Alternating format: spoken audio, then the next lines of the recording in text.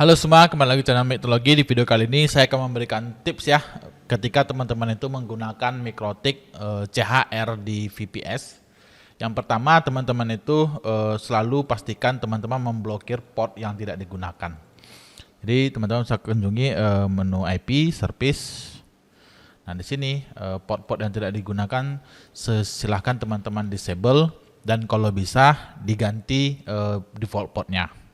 Misalnya seperti sini SSH biasanya port 22 kan. Di sini saya ganti dengan port 8822. Oke. Yang kedua adalah teman-teman kalau teman-teman itu menggunakan CHR versi 6 lalu teman-teman mau upgrade ke versi 7 itu tidak disarankan. Jadi disarankan teman-teman itu membuat CHR baru lalu nanti teman-teman restore di situ. Karena kalau teman-teman langsung upgrade dari sini itu biasanya akan error yang mengakibatkan Mikrotik CHR teman-teman itu gagal booting.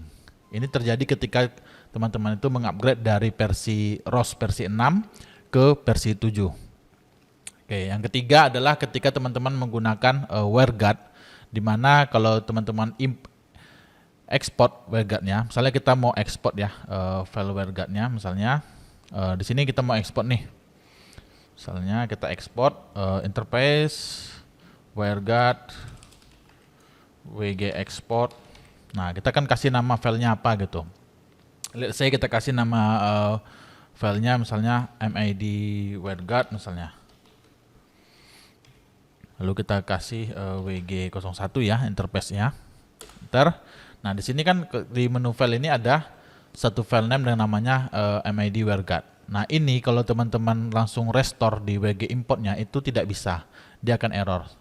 Kita akan contohkan ya interface WireGuard WG import file name-nya MID WireGuard. Nah, enter, dia akan error failure could not parse. Nah, ini sudah saya cari di di Mikrotik dokumentasi Mikrotik ya, katanya itu errornya karena ada ada tanda pagar gitu. Jadi kita cari di sini failure could not parse ya. Kita copy ini, copy di Mikrotik WireGuard. Nah ini not parse. Nah di sini. Jadi ketika kita menggunakan interface WireGuard import file, kamu mungkin dapat mendapati error jika WireGuard diimport dimulai dengan tanda crash seperti ini, tanda pagar ya. Jadi kita harus disuruhnya kita rapikan, jangan ada tanda pagar di depan. Nah, sementara saya sudah buka file ini. Misalnya kita copy ini, kita buka ya. Kita buka di Notepad aja, open with Notepad. Itu sama sekali tidak ada tanda pagarnya. Jadi udah clean ya. Udah clean, nggak ada tanda pagar. Jadi nggak ada tanda seperti ini di depan, tapi tetap juga dia error pada saat diimport. Nah, jadi pada saat kita import dia tetap error kan? Tuh. Baik itu kita import pakai ini juga error WG import, kita pilih errornya sama juga. Jadi ketika teman-teman itu melakukan backup WireGuard, mau nggak mau sekarang solusinya kita harus backup seluruhnya. Jadi kita harus pakai fitur backup ini aja nih. Backup yang ini. Jadi kita backup VPS tunnel misalnya. Kita backup. Nah, inilah yang teman-teman simpan. Jangan teman-teman tuh hanya menyimpan yang WireGuard ini aja. Karena kalau kita backup parsial hanya interface WireGuard-nya aja, itu tidak bisa diimport. Ini mungkin ada bug dari Mikrotiknya ya. Saya udah otak-atik belum ketemu. Nanti kalau teman-teman yang tahu apa penyebabnya kenapa error failure could not parse ini bisa tulis di kolom komentar ya. Oke, tadi udah berapa tip tuh.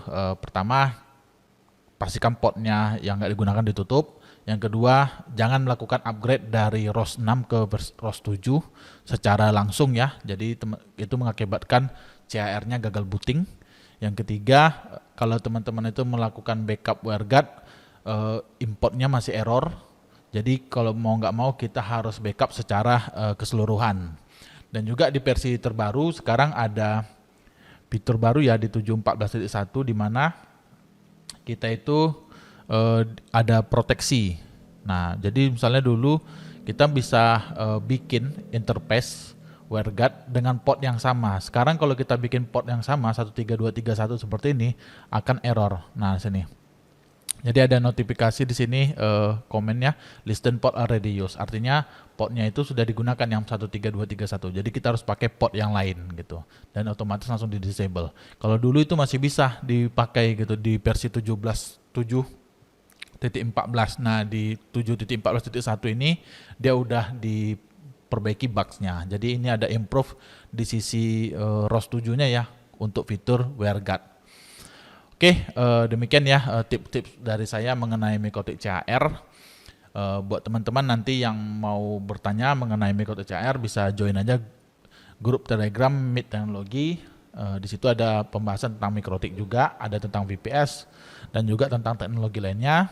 Nanti teman-teman bisa join grupnya. Sampai ketemu lagi di video lainnya. Thank you guys.